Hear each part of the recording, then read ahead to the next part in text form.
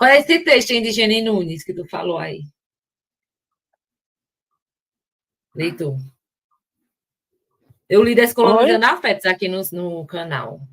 Esse texto, a gente depois me Eu- passa qual é esse texto aí. é. O livro eu não li, mas na página dela vai ter uma aba ali nos stories fixados só para Ah, falar do cristianismo ali, que é, vou né, a procurar. luta anticolonial dela de descatetização, né, Ah, desbatismo indígena. Ela vai ter vários e vários textos, assim, que é uma chicotada uma atrás da outra, assim, sobre a vou questão da atrás religião. depois. Se você quiser causar Voltando. polêmica, assim, deixar o terrorismo na mente das pessoas é com aquela aba ali. Beleza, depois eu vou lá atrás. Vamos continuar. Eu negociou mesmo aqui. Roma. Só um Roma, segundinho. sim, diga. Historicamente, no século I, né, onde Cristo Uhum, viveu, tinham sim. vários candidatos a profetas e a Messias ali. Jesus era Tinha só um isso, né? deles. Né? Tinha muito Exato. disso. E assim, é uma característica dos tempos de crise. Né? Quando se instaura uma crise num grupamento, numa sociedade, sempre tem a ideia de eleger alguém como salvador da pátria. Né? É verdade. Jesus, repetindo, era só um deles, né, naqueles meios. As ideias de Jesus eram diferentes da maioria dos candidatos a Messias que estavam ali. Né?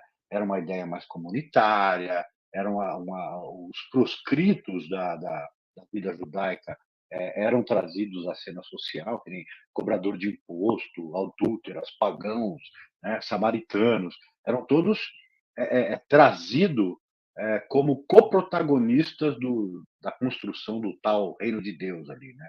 Então, Jesus era um cara diferenciado? Era santo? Né? Pelos seguidores dele, sim, mas era mais um ali, né? Tinha Uhum, algumas ideias subversivas?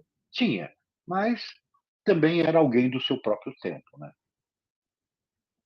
sim. E vamos continuando. Roma só podia ver com muito pesar a tranquilidade de que gozava a rainha do Adriático. Muitas tentativas faz. Experimenta introduzir seus temíveis agentes no palácio de São Marcos, sempre inutilmente. Sob o pontificado de Nicolau IV, isto é, só em 1289 foi que o Senado veneziano consentiu, enfim, no estabelecimento da Inquisição. E esse consentimento ainda foi dado com tais reservas que a influência de Roma desaparecia por completo, e a Inquisição tornava-se simplesmente um tribunal subalterno, submetido em absoluto à autoridade do governo de Veneza.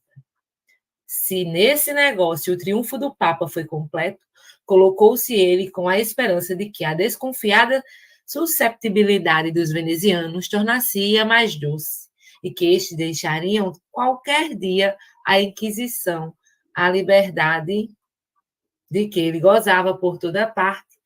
Essa esperança não se realizou.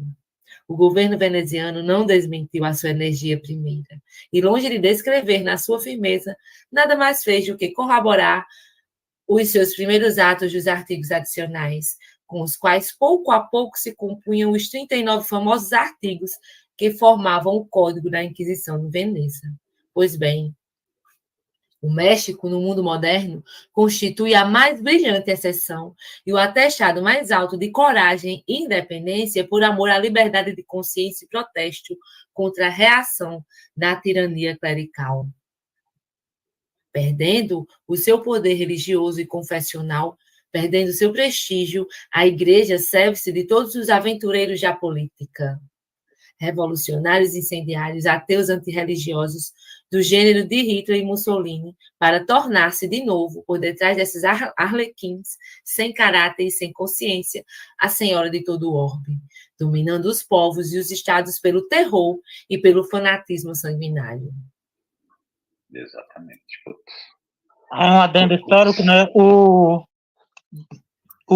Hitler, ele tinha um pastor, né? Ele fez assim, né? Não só podemos dizer se ele era cristão realmente, né? Se ele se tornou, mas ele tinha um pastor e fundou, e com esse pastor, que eu esqueci o nome dele, né? Que é nome alemão, gente, dificuldade de falar, dificuldade de lembrar. É verdade. Eles fundaram a Igreja Nacional Socialista, né? A Igreja Nacional do Nazismo, do regime nazismo, lá, que era protestante. Mesmo assim, houve protestantes e houve cristãos que combateram o regime e foram perseguidos, né? Os adventistas e os testemunhos de Jeová foram perseguidos por causa que, na doutrina deles, eles não podem ir à guerra, né?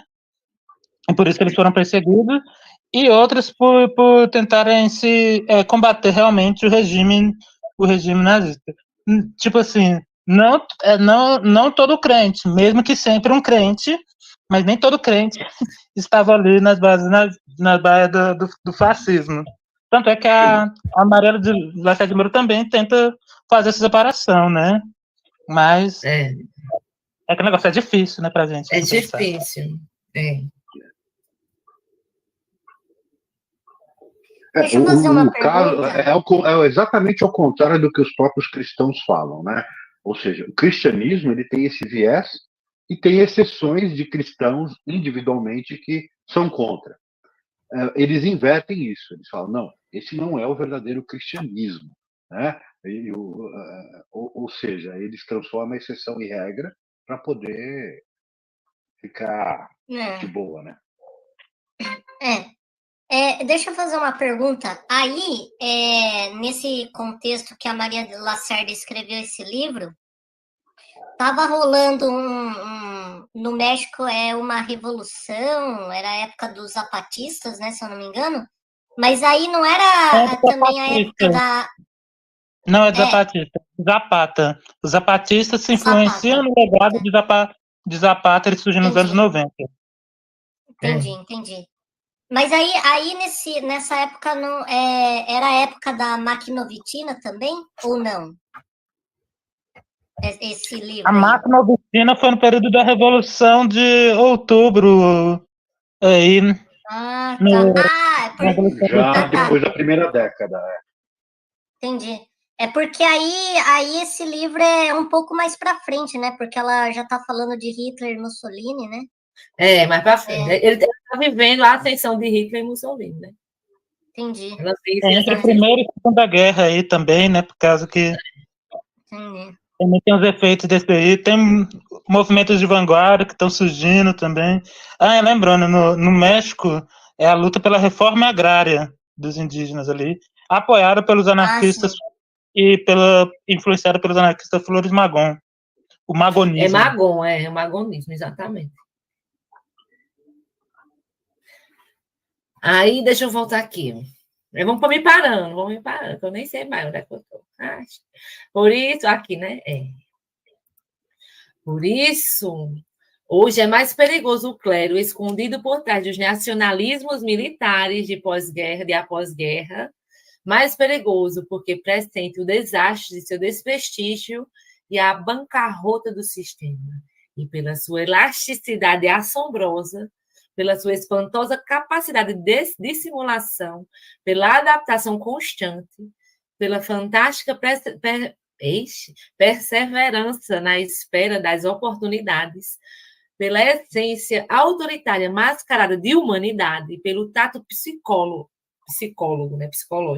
para saber não fazer desconfiar e nem opor dificuldades diretas, não provoca recusas intempestivas, não força negativas, não toma de assalto o poder, coloca-se sempre, incondicionalmente, ao lado dos fortes e junto aos vencedores. Né? Por isso que essa sombra, que ela diz que a igreja é um polvo, né, com seus tentáculos em toda a orbe, justamente porque ela vai em todos os lugares nessa perseverança, nessa espera, nessa espreita, né? Não, e se contradiz, né? Isso que é o pior. Ela vai onde está o poder e onde ela pode se fortalecer, mesmo que digam o contrário do que ela prega, né? Exato. Está quase que nem a esquerda de hoje, partidária, né? Né? Se disse esquerda, mas como assim você é de esquerda e está tendo essas atitudes de direita, extrema-direita? Vamos conversar? Lembrando que o Edir Macedo, Silas Malafaia, todos esses apoiaram os governos Lula ali e cresceram graças a ele, né? E graças a ele. Apoiaram. E né? Hoje não falam mal, estão lá apoiando também, mas quando é de ocasião, vai sempre estar aí, né? Beijando a mão, que ela diz assim, o Estado vai sempre beijar a mão do Papa, né? Ela coloca isso, né? Pronto, o Estado vai beijar a mão dos grandes líderes religiosos. Não é à toa que uma vez foi dito aí por um político, acho que foi até um político que disse que não tem como fazer campanha no Brasil sem lá apertar a mão de Edir Macedo, né?